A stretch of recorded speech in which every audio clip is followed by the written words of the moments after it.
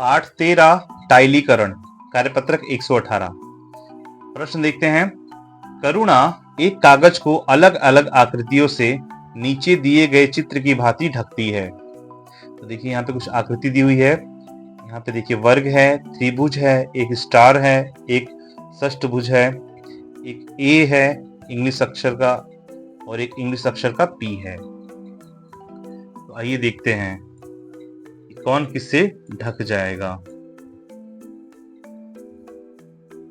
तो देखिए ये जो है ये वर्ग से ढक जाएगा, इसको वर्ग लाके हम लोग ढक सकते हैं, ये वर्ग से ढक जाएगा। इसके बाद ये स्टार से ढकेगा। तो इसमें कुछ आकृति ढकेंगी, देखिए नीचे भी है, कुछ आकृति ढकेंगी और कुछ आकृतियां नहीं ढकेंगी।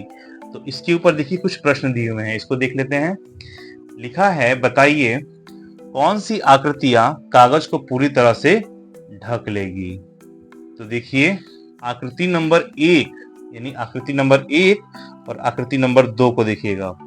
आकृति नंबर 1 जो है वो वर्ग वाला और आकृति नंबर 2 त्रिभुज वाला, ये जो है पूरी तरह से इस जो टाइल है इसको पूरी तरह से कागज को ढक लेगी। यहाँ पे देखिए यहाँ भी बन रहा है, यहाँ भी बनेगा तो त्रिभुज यहाँ भी बन जाएगा, फिर ये भी बन जाएगा त्रिभुज। देखिए इसको बना के देखते हैं, ये त्रिभुज बन गया, ये भी बन गया त्रिभुज, ये त्रिभुज बन गया। तो ये पूरी तरह से इसको ढक लेगा, ये भी वर्ग बन के ढक लेगा इसको।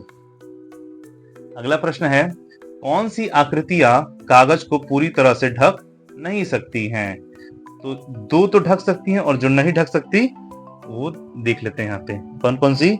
3 नंबर ये नहीं ढक सकता है क्योंकि इसमें स्टार है, तो स्टार यहाँ पे बनाएंगे तो पूरी तरह से इसको ढक नहीं पाएगी, स्पेस है यहाँ पे खुला खुला। इसके बाद 4 नंबर, 4 नंबर जो है ये षष्ठभुज, ये भी इसको ढक नहीं सकता है क्योंकि यहाँ पे स्पेस खाली रह जाएगा। इसके बाद है 5 नंबर, 5 नंबर जो ए है ये भी पूरी तरह से इसको ढक नहीं पाएगी। इसके बाद है 6 नंबर, 6 नंबर है पी, पी भी नहीं ढक पाएगा, पी तो भरने के लिए कहीं है ही नहीं है, तो ये पूरी तरह से ढक नहीं पाएंगे। अगला प्रश्न देखते हैं। दी गई आकृतियों में से 2 ऐसी आकृतियां बताएं जिनको मिलाकर कागज को पूरा पूरा ढका जा सकता है। तो देखिए वो आकृति है 1 और 2, तो यानी 1 में था वर्ग और 2 में था त्रिभुज। इसको देख लेते हैं, ये आकृति और ये आकृति कागज को पूरी तरह से ढक लेंगी। पत्रक 119। प्रश्न है भोला कुछ टाइलें खरीदना चाहता है जिससे वह अपने घर की आयताकार जमीन को पूरी तरह से ढक सके।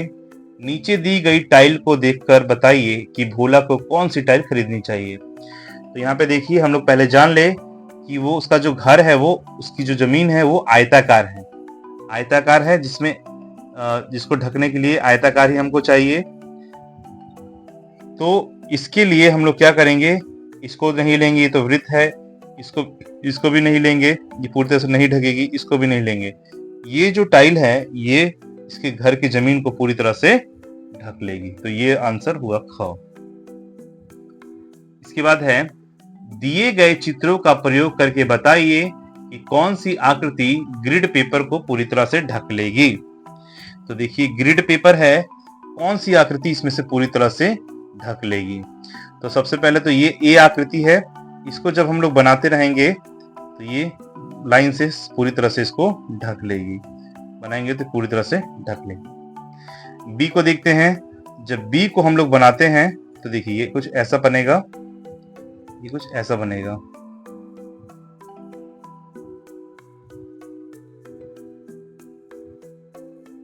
तो ये पूरी तरह से इसको ढक नहीं पाएगी क्योंकि अब इसके आगे लगाएंगे तो ये छूट जाएगा, ये भी छूट जाएगा, तो ये पूरी तरह से ढक नहीं पाएगी। सी आकृति को देखते हैं, तो इसको जब बनाएंगे, इसको बना के देखते हैं,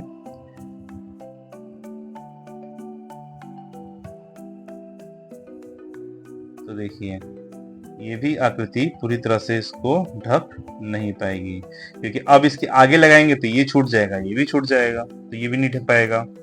इसको देखते हैं, इसको देखते हैं करके,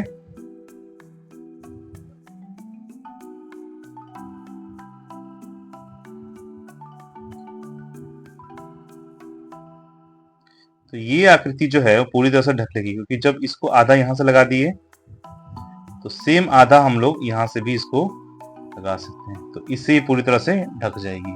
और ये आकृति है ई नंबर। ई नंबर देखते हैं, यहाँ पे करके देखते हैं इसको।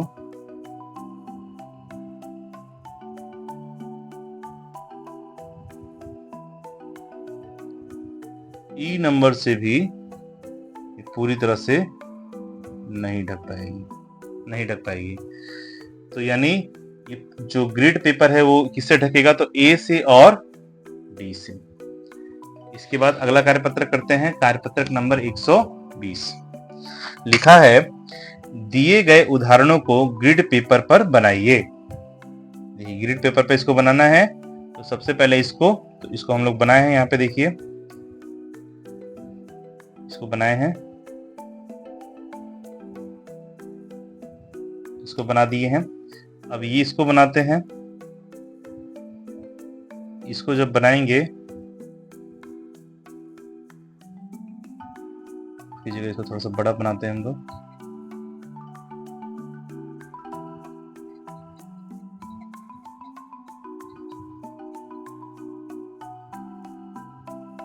ये कुछ इस प्रकार बनेगा। पत्ता को भी बना लेते हैं हम लोग।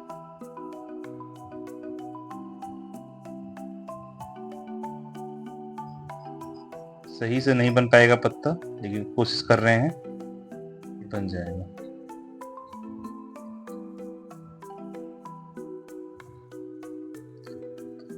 इसको हम लोग आराम से बना लेंगे। इसको पेंसिल भी बना लेंगे, पेंसिल भी ग्रिड पेपर पे बन जाएगा।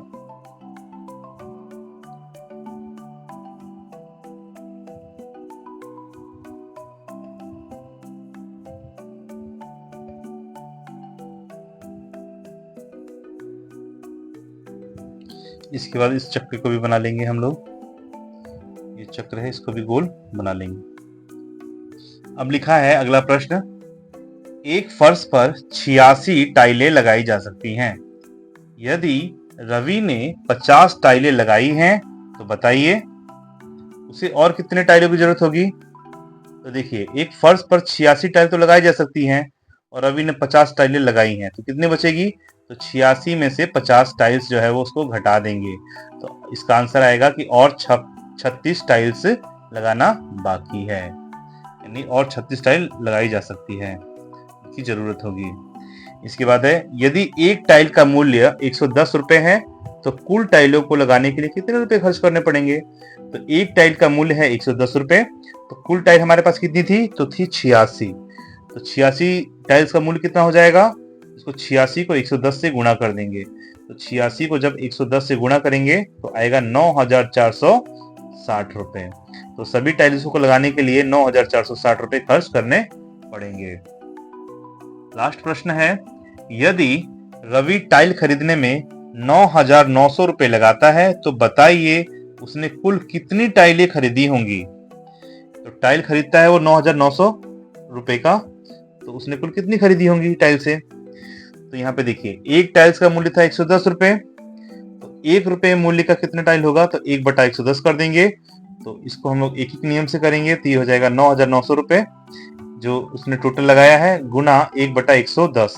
तो देखिए 1 जीरो से 1 जीरो कट गया, अब 11 का पहाड़ा एक बार, 11 9 99 और 1 जीरो का जीरो, और 90 हुआ गुना 1, 90 गुना 1 बराबर हुआ 90 टाइल्स, यानी 9900 रुपए खर्च कर वो कुल 90 टाइल्स खरीद सकता है, यानी खरीदा है उसने।